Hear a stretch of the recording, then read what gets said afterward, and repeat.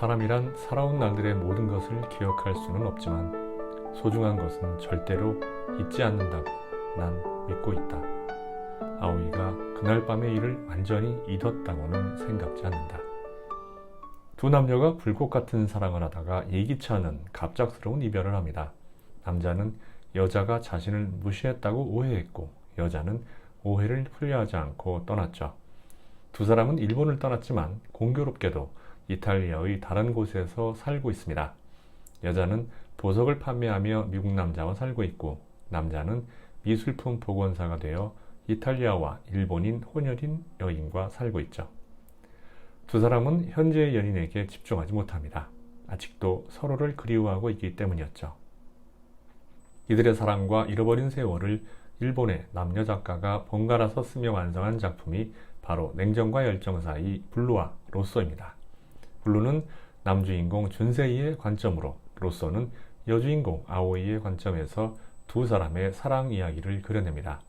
쿠니가오리가 쓴 냉정과 열정 사이 로쏘 리뷰는 동영상 마지막에 올려놓은 화면을 클릭하면 볼 수 있습니다. 아오이와 헤어진 후 방황하던 준세이는 이탈리아 피렌체에서 회화 복원 공부를 하고 있습니다. 화가가 되려던 꿈을 버리고 복원을 선택한 것은 복원 과정을 통해 아오이와 이 이별로 상처받은 마음을 달래려는 의도가 반영된 결과인지도 모릅니다. 준세이는 유체화 복원 과정에서 세계 최고로 알려진 조반나의 문화생으로 들어가 실력 있는 복원사로 성장한 끝에 프란체스코 코사의 작품을 복원하게 됩니다. 복원 작업 중에도 준세이의 생각은 아오이뿐입니다. 준세이가 피렌체에 거주하게 된 것도 작가의 교묘한 설정으로 볼 수 있는데요.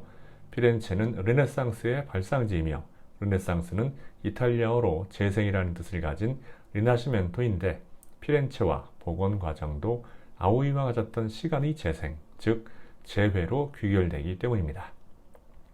준세이는 매미라는 여성과 동거 중입니다. 매미는 무척이나 아름답고 정열적이며 서양인의 피를 이어받아 몸매도 풍만한 모든 면에서 아오이와 대조적인 여성이죠.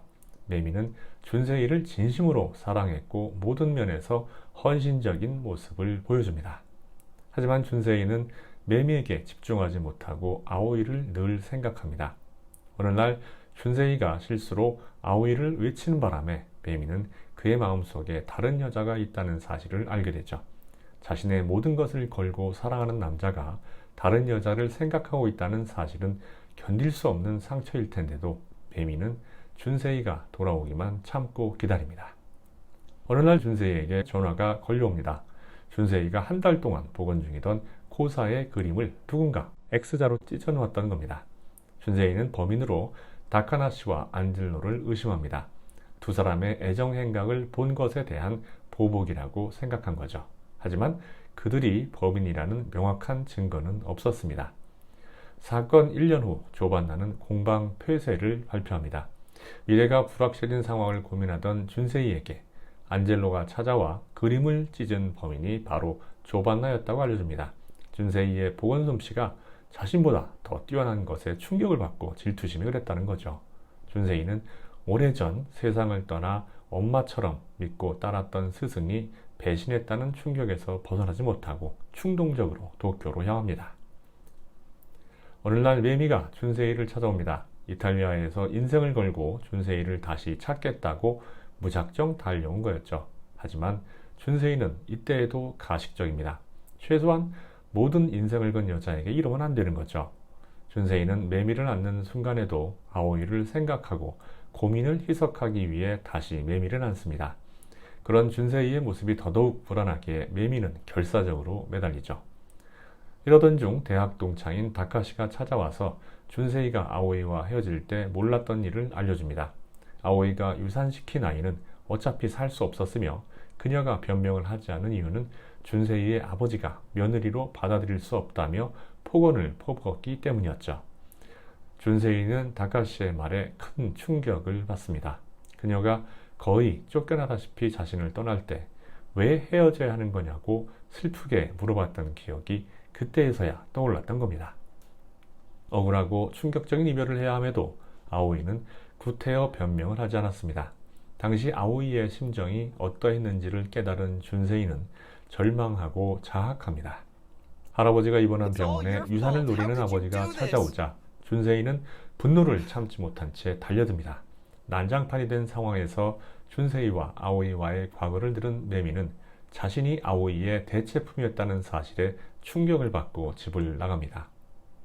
매미는 마지막으로 처절하게 준세이에게 매달려 보지만 아오이밖에 보이지 않는 준세이는 냉정하게 그녀를 물리칩니다. 도대체 사랑이 뭐길래 이렇게 엇갈린 애정을 갈구해야 하는 걸까요? 준세이는 일본에서 복원사가 되기로 결심합니다. 인연인지 이곳에서도 코사의 그림을 복원하게 되고 탁월한 솜씨 덕분에 금방 일본 미술계의 화제가 됩니다. 이때 다카나시가 조반나의 자살 소식을 전합니다. 권총으로 스스로 목숨을 끊었다는 거였죠. 준세이는 이탈리아로 와서 거리를 거닐며 한때 행복했던 조반나와의 과거를 회상합니다. 그러다가 매미의 친구 인수의 집에 도착하는데요. 준세이는 아오이와의 일을 털어놓습니다. 인수는 모든 것을 걸고 아오이를 사랑하는 준세이가 부럽다고 합니다. 그녀 역시 목숨 걸고 사랑한 사람이 있었지만 헤어진 채 방황하고 있었거든요. 그녀와의 대화는 준세이로 하여금 아오이와의 인연을 다시 이어가야 한다는 당위성을 제공한 거나 마찬가지였죠. 호텔에 도착하자 호텔 주인이 할아버지가 돌아가셨다는 소식을 전해줍니다. 고모는 도쿄로 돌아와 장례식에 참석하라고 하지만 준세이는 아오이와의 약속을 지키기 위해 갈 수 없다고 하죠. 할아버지가 생전에 해준 걸 생각하면 불효도 이런 불효가 없지만 놓칠 경우 평생 후회할 수 있는 약속을 지키고자 한 선택이니 뭐라고 하기도 어렵네요. 30살 생일에 만나자던 10년 전의 약속을 지키기 위해 준세이는 아침 8시 30분부터 두오모 성당의 계단을 오릅니다. 아오이가 올지 안 올지 모르지만 상관없다고 준세이는 생각합니다. 후회 없는 미래를 위한 결정이었으니까요. 해가 서쪽으로 기울어 가도 아오이는 보이지 않습니다. 그 자리에 있던 독일인 연인이 준세이에게 행운을 빈다며 네잎 클로버를 건넵니다. 입장 시간이 끝나갈 무렵 뒤에서 준세이를 부르는 목소리가 들려옵니다. 10년 전보다 성숙해지고 아름다워진 아오이가 마침내 도착했던 거죠. 두 사람은 사흘 동안 함께 호텔에 머물며 꿈같은 시간을 보냅니다. 8년이라는 세월을 헤집으며 그동안의 이야기를 나누면서 말이죠. 8년이라는 세월은 사흘 반으로 메울 수 있는 시간이 아니라는 사실을 깨달으면서 준세이는 당황합니다. 그는 과거의 아오이를 안고 있었을 뿐 현재의 아오이는 그가 기대하던 모습이 아니었기 때문이죠. 사흘 후 황홀했던 만남의 기억을 뒤로 한 채 아오이는 밀라노로 떠납니다. 준세이가 당황할 정도로 냉정한 모습이 아닐 수 없습니다. 이럴 거면 뭐하러 만났나 자괴감이 들 법도 합니다. 남자로서 자존심도 상할 법하고요.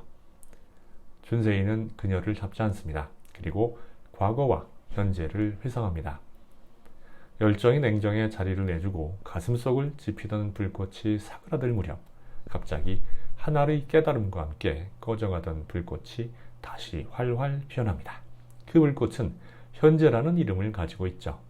과거도 미래도 현재를 이길 수 없다는 깨달음 아래 준세이는 역으로 달려가 아오이보다 15분 빨리 밀라노에 도착하는 국제 특급 열차를 탑니다. 어떻게 될지는 그 자신도 모르지만 그를 기다리는 새로운 100년을 향해서 말이죠. 로쏘는 아오이의 관점으로 서술되며 블루는 준세이의 관점으로 전개되기에 두 사람이 과거를 회상하는 방식과 느낌에 많은 차이가 납니다. 아마도 이런 차이가 더 크게 다가오는 이유는 작가 역시 성별이 다르기 때문일 겁니다. 로쏘의 아오이는 준세이보다 냉정하고 현실적입니다. 현재의 삶과 마빈, 주변인들과의 관계에 집중하고 정신적으로도 흔들리지 않죠. 반면 준세이는 열정적이고 과거지향적입니다. 매미를 안는 순간에도 아오이를 생각하며 과거에 대한 그리움이 훨씬 강하게 묘사됩니다. 문체와 소설 방식에서도 로쏘는 훨씬 여성적이고 맑으며 감성적입니다. 섬세한 감정 묘사와 일상적인 감정 표현이 탁월합니다. 블루는 직설적이고 열정적입니다. 감정을 돌려 말하지 않고 단호하며 갈등을 정면으로 마주하죠. 두 사람의 직업이 보석 판매와 복원사라는 점도 의미심장합니다. 아오이가 판매하는 앤티크 보석은 한때의 사연을 추억처럼 간직한 채 변치 않는 모습으로 존재하는 반면 준세이는 희미해지고 훼손된 그림을 다시 생생하게 복원해야 하죠. 과거의 한때를 간직한 보석들을 다루며 냉정하게 침묵하는 아오이와 훼손된 미술품을 복원하기 위해 열정을 쏟는 준세이는 제목 그대로 냉정과 열정 사이에 서 있는 수많은 연인들을 대표합니다. 작가들은 두 사람의 모습을 통해 이렇게 질문합니다.